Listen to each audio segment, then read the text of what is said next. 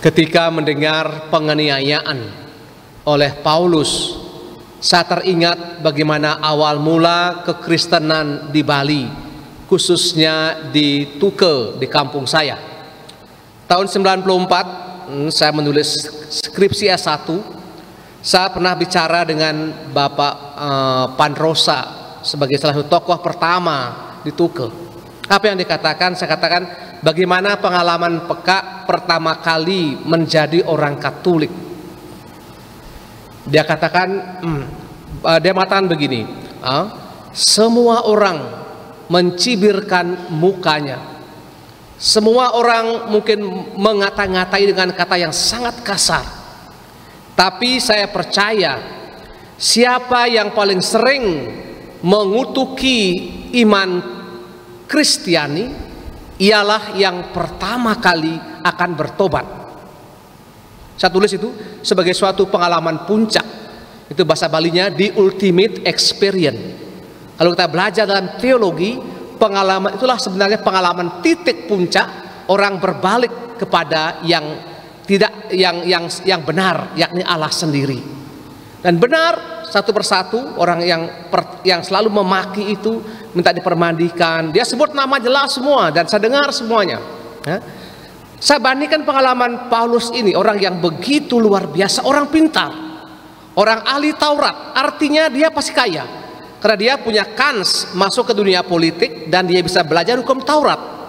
Hanya orang kaya yang bisa buat demikian, karena dia kaya, dia punya kekuasaan, dia punya wewenang mengatakan apa saja, dan itu sangat berbahaya. Dan rupanya pengalaman seperti itu kemudian Yesus pada titik tertentu akan membalikkan fakta sehingga orang yang demikian bertobat.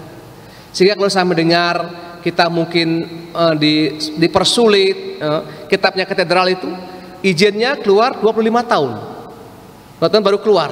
Dan kita semua waktu itu saya di Kuskupan, saya kira itu hal yang bagus bahwa Yesus tidak gampang diterima, hal yang benar tidak gampang diterima.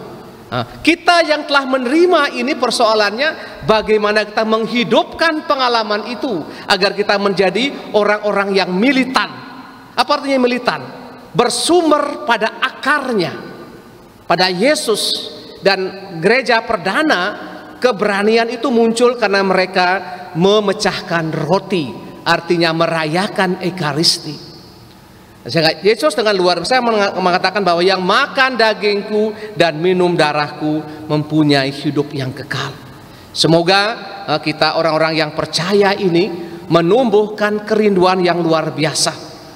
Karena siapapun kita, begitu kita menerima Yesus pasti punya pengalaman yang luar biasa yang mengubah titik balik pandangan kita.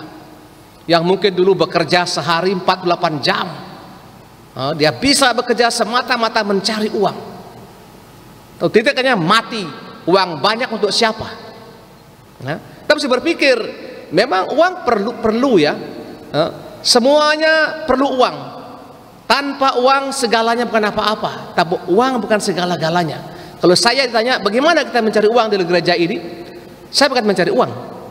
Dalam pemikiran permenungan saya, pertama-tama kita mencari sumber uang, yakni Yesus sendiri. Tuhan mengatakan bukan dalam Matius 11:33 kalau salah, pertama-tama carilah kerajaan surga dan kebenarannya, maka yang lain-lain, uang, kesehatan, pasangan hidup mungkin ya, pacar, sampi, celeng akan diberikan berkelimpahan. Dan saya sangat percaya akan perikop itu. Sehingga begitu kita punya kerinduan merayakan misa, kita pulang berbuat baik, kita nyumbang sedikit ya, jangan terlalu pelit misalnya, itu semua adalah wujud nyata dari bentuk pertobatan. Sehingga Tuhan yang melihat itu tidak akan diam, dia akan mengganjar pada saat yang tepat.